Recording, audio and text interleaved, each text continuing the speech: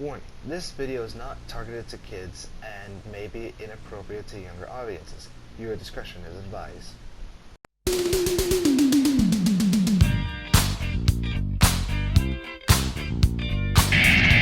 Hello, dudes and dudettes. It's your favorite reject gamer Mix17 here, and I am back once again for another Subnautica Let's Explore. Now today, as appropriately named, I name this episode, we will be exploring, of course, the Kelp Forest. Now, I guess the best way to start off with this is, of course, the location of the Kelp Forest. Now, the Kelp Forest is mostly found within the center of the map. The entirety of the crater's edge, volcanic crater Subnautica map, which is also intertwined with the safe shallows, and mostly surrounded by the other biomes, such as the grassy plateau, the crash zone, and a few other ones to mention just off the top of my head right now. Now, the Kelp Forest is, of course, appropriately named by its, well, not so much lacking number of kelp vines. Now, these kelp vines, of course, can be harvested within for two different resources, such as kelp vine samples and kelp cluster seeds, which are, of course, the glowing bits.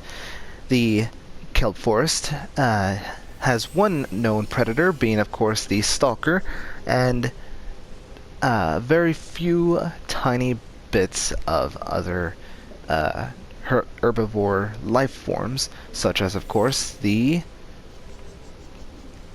rabbit ray, the hoverfish, which was shown like not too long ago somewhere around here. Bladderfish tend to also slip through here every now and then, including peepers, being just a few that do like to travel within certain areas.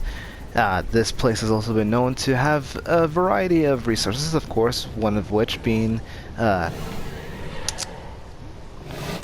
quartz. There we go. I can't remember the names. Quartz being one of the very few resources that you can also come across. Other resources are the resources being dropped by limestone and sandstone outcrops. While being within the Kelp Forest, there we go, I keep getting tied into my words, being within the Kelp Forest biome, you will also find a life pod within certain biomes.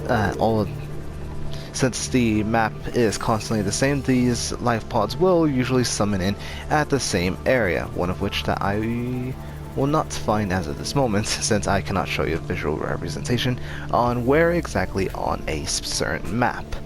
Now, other than that, though, you will also find one prominent resource that will be found constantly throughout this biome, which is collected by the stalker, which is, of course, metal salvage, which can be transformed into 4 titanium resources, which is helpful with many different things.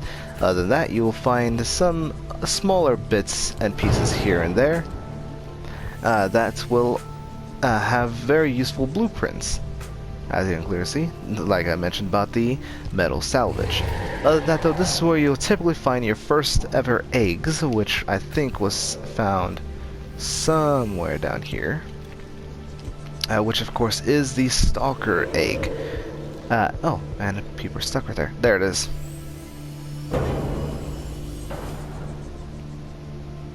A stalker egg. Now then, other than that, though, this biome typically doesn't run very deep. The deepest as this biome goes is 160 meters, if I'm not mistaken.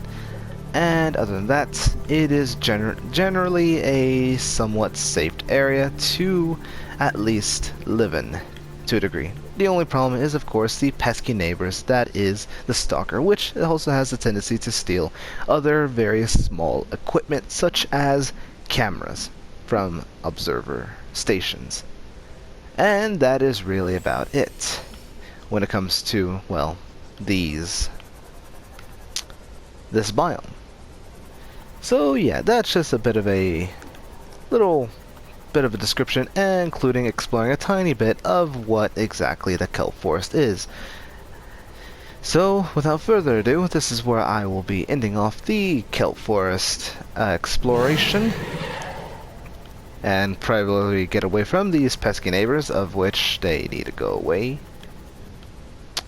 And with that, I thank you all for joining me in this video of exploring the world of Subnautica, and I will see you all in the next episode.